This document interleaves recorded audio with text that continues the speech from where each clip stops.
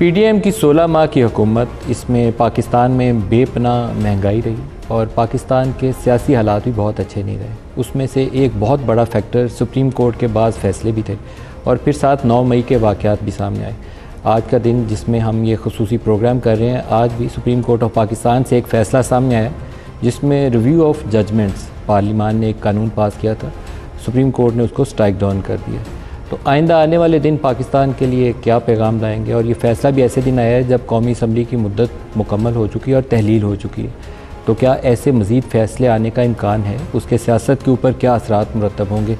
Elections बर वक्त होंगे या ताख़ीर का शिकार होंगे? इन तमाम इशूज़ पर बात करने के लिए आज हमारे साथ मेहमान शख्सियत हैं वज़ीर आज़म पाकिस्तान जनाब शहबाज शरीफ साहब। मियाँ साहब, बहुत शुक्रिया आपने हमें वक्त दिया। 16 माह का अरसा एज़ प्राइम मिनिस्टर, आपकी राय क्या है? ये अच्छा फ़ैसला था वज़ारत उज़्मा लेनी इन हालात में? देखें, अगर आप ये कहें कि वो मीठा मीठा और कड़वा कड़वा, तो फिर तो उस हिसाब से तो मुझे ये इक़्तिदार नहीं लेना चाहिए था। लेकिन जहाँ पर हमने अच्छे वक्त भी देखे, चैलेंज भी देखे, ये एक बहुत बड़ा चैलेंज था और हमने इज्तिमाई तौर पर फैसला किया कि कुछ हो जाए हम रियासत को बचाएंगे।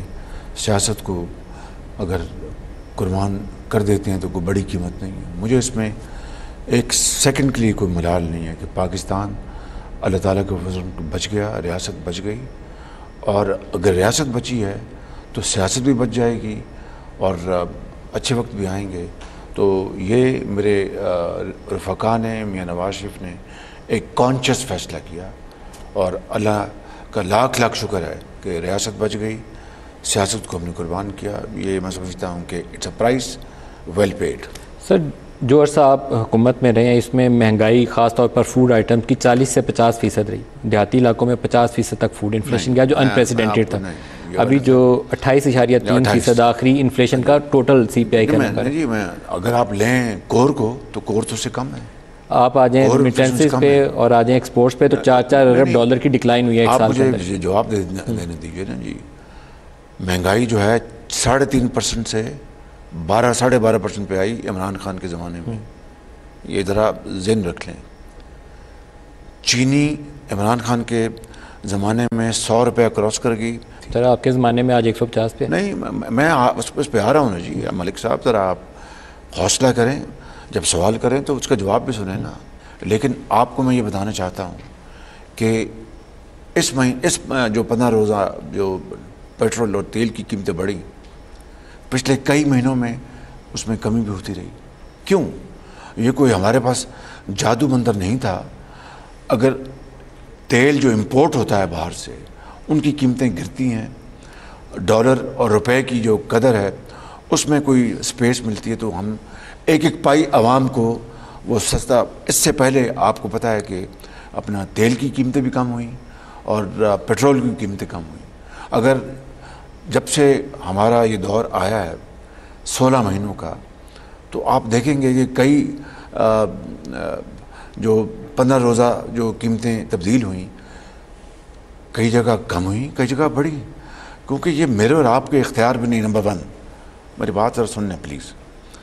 दूसरी बात मलिक साहब ये है कि इमरान नियाज़ी के दौर में जो गंदम की पैदावार कम हुई थी और हमें मजबूरन गंदम इंपोर्ट करनी पड़ी, इसलिए कि वो न सिर्फ उस साल इमरान नियाज़ी के दौर में गंदम की पैदावार कम हुई, बल्कि उन्होंने उससे पिछले साल गंदम एक्सपोर्ट भी की, फिर इंपोर्ट भी की, शुगर एक्सपोर्ट की, फिर इंपोर्ट भी की। ये जुर्म अपना कौम को पूरी तरह पता है जुर्म का, कि जिसके नतीजे में अरबों डॉलर हमारे ज़ाया हो गए और विंडफॉल प्रॉफिट्स डॉलर के बदले में के मुकाबले में रुपए की कदर कम हो रही थी। वो विंडफॉल प्रॉफिट्स उन इम्पोर्टर्स ने जेब में डाला। प्लीज़ ज़रा मैं आपको बताना चाहता हूँ। शहबाज साहब, जब आप रियासत बचाने की बात करते हैं ना, तो बात दो बुनियादी इंडिकेटर्स हैं। मुकम्मल करने दें ना बात को मेरी। डॉक्टर साहब, मलिक साहब, मुझे बात मुकम्मल। सर, लेकिन एक सवाल आपको बताना इस तरह नहीं। आप कहते हैं रियासत बचाने का बात, आप नहीं, इस तरह पर मैं जवाब नहीं दूंगा। अगर आप मुझे मेरी आप बात कह लें ये प्लीज़।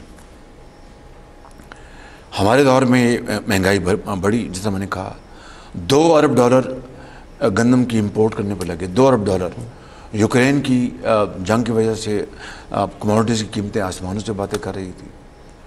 ये और फिर हमारा IMF के साथ एक बहुत बड़ा चैलेंज था जो पिछली हुकूमत की वजह से था, उसकी तफसील में मैं नहीं जा रहा।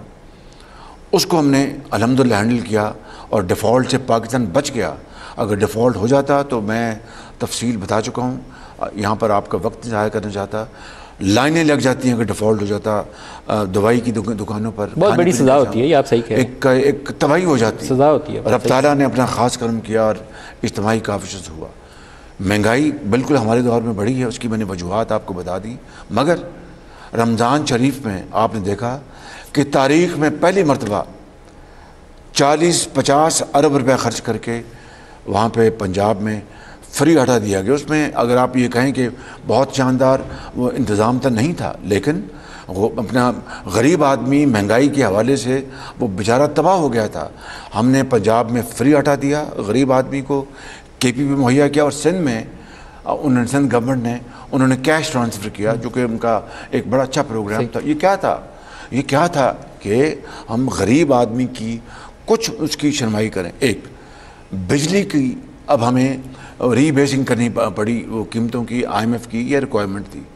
हमने 200 यूनिट तक मैंने यानी within power sector cross subsidy की, जिसकी IMF ने हमें इजाज़त दी थी, और 200 यूनिट तक हमने गरीब आदमी के लिए बिजली की कीमत। 63% लोगों को जो सार्फिन हैं उनके ऊपर कोई बोझ नहीं पड़ा, और जो ऊपर अशराफिया उनके ऊपर बोझ पड़ा। आप कहते हैं कि आपने रियासत बचाई, रुपया डॉलर के मुकाबले में आपको मिला था 199 पे, 189 पे, आज वो 290 का भी मार्केट में नहीं मिलता।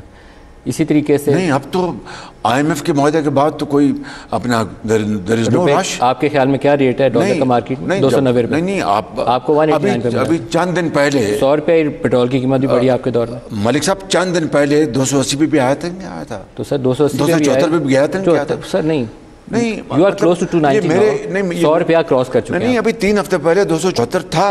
274 कर लें सर, था। लेकिन पॉइंट ये है कि मैं तो इनकार नहीं कर रहा महंगाई से, मैं तो इनकार नहीं कर रहा कि अपना मुल्क की जो मैशत जो है उसको बड़ा चैलेंज है। उसकी वजूहात मैंने आपको बताई हैं कि इमरान नियाज़ी ने तबाही की। 9 मई का वाक़या क्या था?